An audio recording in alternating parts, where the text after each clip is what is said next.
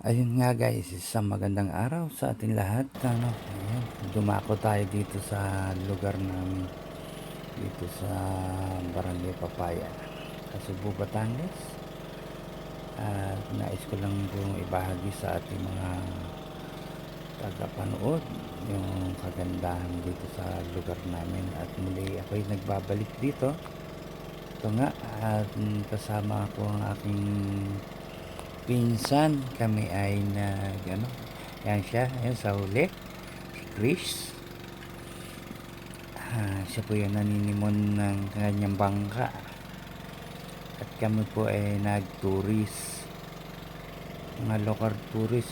Shoutout nga po pala dun sa mga taga na botas na to yan sila, o mga pagod sila, mga naligo po yung mga yan dito sa lugar na to, nag fish feeding, pumunta sa diving site. Nagtalon-talon sila doon sa mataas na ng mga bato.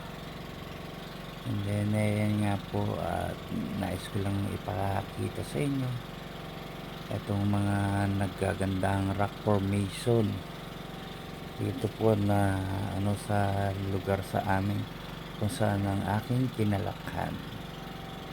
At dito nga ako'y sinama ng aking pinsan para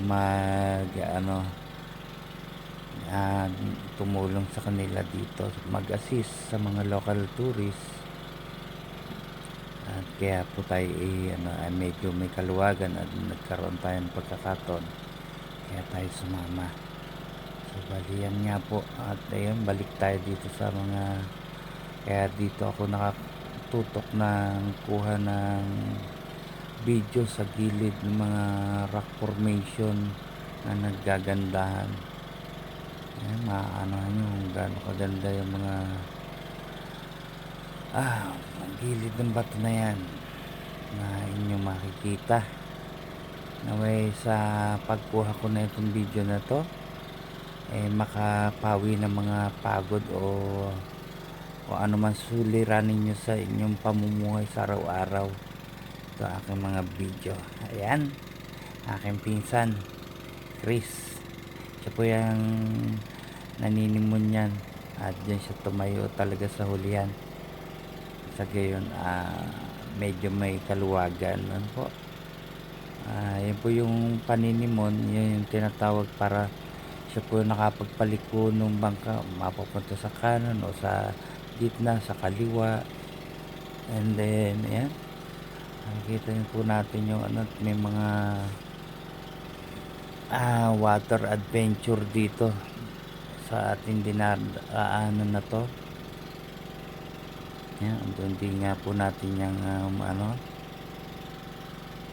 makita nyo pa kung gaano kalinis ang dagat dito, asul na asul. Pero malapit po yan sa Manila, pero makikita nyo naman ang kristal na dagat. At ayan nga po, napakasarap pong paliguan niya kahit nung kami kabataan namin. Yung mga lugar na makikita nyo yan po ay nilalangoy namin yan mula pa dito sa kabila nitong bangka na to hanggang doon sa po na yan, yung makikita beach resort na yan. Ito yung beach resort ni Henry C. Madadaanan natin na yan. So bali nagmamanis na yan yung mga anak na niya. Yan, may mga jet ski tayo nadadaanan na nag-ano sa tubig. So bali tatlo nga po pala yan, jet ski, mga water adventure nila ngayon dyan na makikita natin sa ating pagdaan.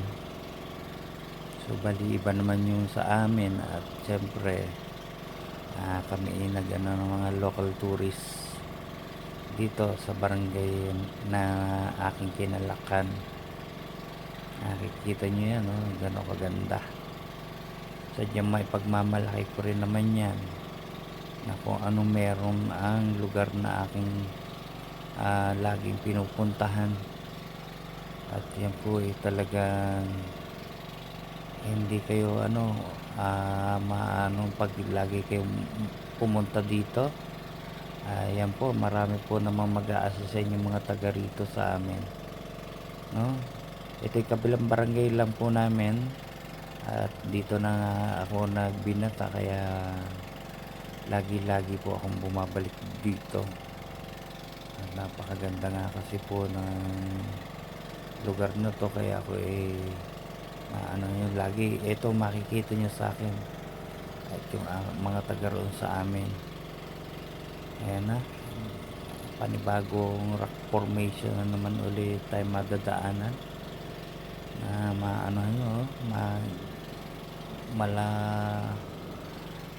langit ang kulay ng dagat sa linis at yung mga naglalakihang gabundok na rock formation na ating madadaanan. Sana yan,